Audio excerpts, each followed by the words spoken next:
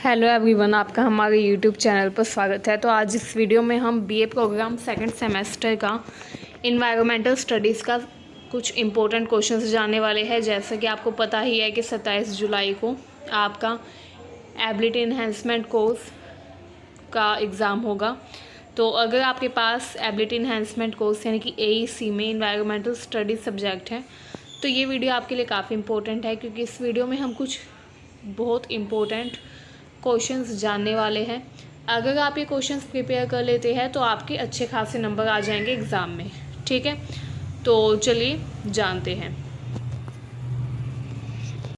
इस वीडियो में हम English medium and Hindi medium दोनों मीडियम में कुछ इंपॉर्टेंट क्वेश्चंस जानने वाले हैं EVS के। तो अगर आप इंग्लिश मीडियम के स्टूडेंट हैं या हिंदी मीडियम के स्टूडेंट हैं एंड आपके पास भी EVS है तो आप इस वीडियो को अंत तक ज़रूर देखें, क्योंकि ये वीडियो आपके लिए काफ़ी काम की रहने वाली है। तो चलिए स्टार्ट करते हैं।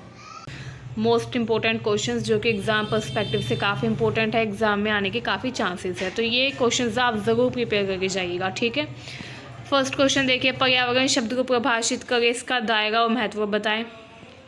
सेकंड क्वेश्चन, पर्यावरण का अध्ययन समय की आवश्यकता यानी कि नीड ऑफ आवर क्यों है, मतलब कि आज के टाइम में क्यों इम्पोर्टेंट है पर्यावरण अध्ययन करना, पर्यावरण को समझना, तो आपको ये बताना होगा। पर्यावरण के लिए जन जागरूकता यानी कि पब्लिक अवेयरनेस की आवश्यकता क्यों है, इस पर चर्चा कीजिए। पारिस्थितिक तंत्र को परिभाषित कर यानी कि इकोसिस्टम के बारे में बताना है। पारिस्थितिक तंत्र की संरचना यानी कि स्ट्रक्चर और कार्य का विवरण दें। प्रश्न 5 देखिए, जलीय पारिस्थितिकी तंत्र क्या है, विभिन्न प्रकार के जलीय पारिस्थितिक तंत्र पर चर्चा करें। ठीक है, इसमें फॉरेस्ट इकोसिस्टम के बारे में आपको बताना होगा, डिफाइन करना होगा। नेक्स्ट क्वेश्चन देखिए, जीवमंडल और वायुमंडल में अंतर लिखिए। जीवमंडल यानी कि बायोस्फीयर और वायुमंडल यानी कि एटमॉस्फेयर में डिफरेंस बताना है। ठीक है, नेक्स्ट क्वेश्चन देखिए, मीठे पानी के पारिस्थितिक तंत्र यानी कि फ्रेश वाटर इकोसिस्टम और समुद्री पारिस्थितिक तंत्र के बीच में अंतर यानी कि डिफरेंस लिखना है। ठीक है, तो ये क्वेश्चन भी आप अच्छे से अपना प्रिपेयर कर लीजिएगा। नेक्स्ट क्वेश्चन देखिए, संसाधन के रूप में भूमि के महत्व को बताइए। ठीक है, नेक्स्ट क्वेश्चन, नवीकरणीय और गैर नवीकरणीय संसाधनों के बीच अंतर लिखें यानी कि रिन्यूएबल और नॉन रिन्यूएबल जो रिसोर्सेज हैं उनके बीच में डिफरेंस बताना है, डिफाइन करना है उनको। नेक्स्ट, जैव विविधता यानी कि बायोडाइवर्सिटी को परिभाषित करें। ठीक है, अगला क्वेश्चन देखिए, ex-situ कंजर्वेशन यानी कि ex-situ संरक्षण और इन सीटू संरक्षण के बीच में अंतर लिखिए। ये क्वेश्चन भी काफ़ी इंपॉर्टेंट है। नेक्स्ट क्वेश्चन देखिए, बताइए कि वायु प्रदूषण किस प्रकार पर्यावरण को खराब करता है और इसे नियंत्रित करने के उपाय भी बताएं। तो ये क्वेश्चन भी आपका काफ़ी ज़्यादा इम्पोर्टेंट है। ठीक है, इसमें आपको वायु प्रदूषण के बारे में लिखना है, इसका कारण बताना है और वायु प्रदूषण कम करने के लिए, नियंत्रित करने के लिए उपाय बताने हैं। नेक्स्ट क्वेश्चन जो बहुत इंपॉर्टेंट है वो है, दिल्ली में वायु प्रदूषण के कारणों का वर्णन कीजिए और इसे नियंत्रित करने के लिए सरकार द्वारा क्या कदम उठाए जाने चाहिए, ये बताना है। ठीक है, नेक्स्ट देखिए, जल प्रदूषण से आप क्या समझते हैं, इसके कारण और प्रभाव बताइए, जल प्रदूषण को रोकने के उपाय बताइए। ये क्वेश्चन भी आपका काफ़ी ज़्यादा इंपॉर्टेंट है, तो ये क्वेश्चन भी आप अपना अच्छे से प्रिपेयर कर लीजिएगा वाटर पोल्यूशन के बारे में। ठीक है, चलिए अब हम अपने कुछ इंग्लिश मीडियम में भी क्वेश्चंस देख लेते हैं यही EVS के, ताकि इंग्लिश मीडियम के स्टूडेंट्स की भी हेल्प हो सके। अगर आपके क्वेश्चंस यूज़फुल लगे तो वीडियो को ज़्यादा से ज़्यादा शेयर करें ताकि आपके फ्रेंड्स की भी हेल्प हो। ठीक है, देखिए इंग्लिश मीडियम में first question, define the term environment, give its scope and importance. Second question, why is the study of environment the need of our.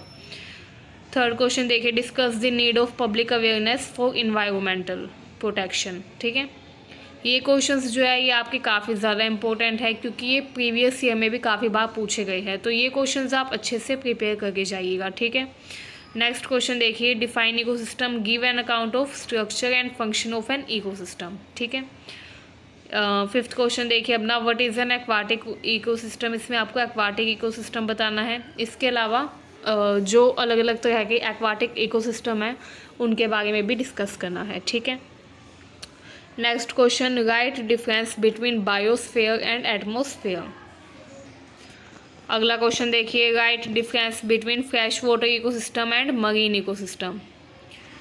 Question 8, explain the importance of land as a resource.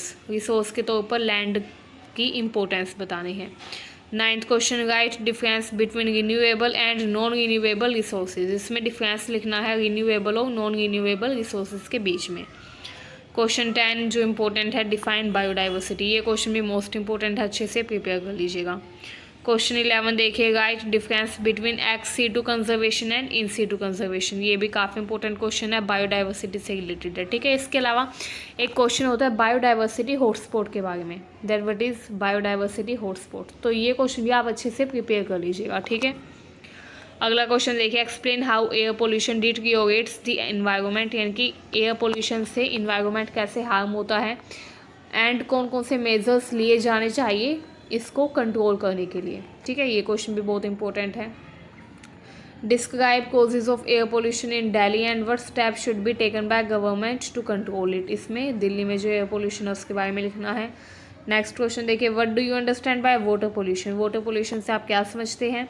Explain its causes and effect. इसके कारण और इसके प्रभाव बताने हैं। Describe the measure to prevent the water pollution. कौन कौन से कदम उठाए जा सकते हैं वाटर पोल्यूशन को प्रिवेंट करने के लिए। तो ये कुछ इंपॉर्टेंट क्वेश्चंस हैं इन्वायरमेंटल स्टडीज़ यानी कि ईवीएस के। अगर आपके पास भी ईवीएस है सेकंड सेमेस्टर में एंड आपका भी कल एग्ज़ाम है ईवीएस का, तो ये क्वेश्चंस आप अच्छे से प्रिपेयर करके जाइएगा, काफ़ी इंपॉर्टेंट है।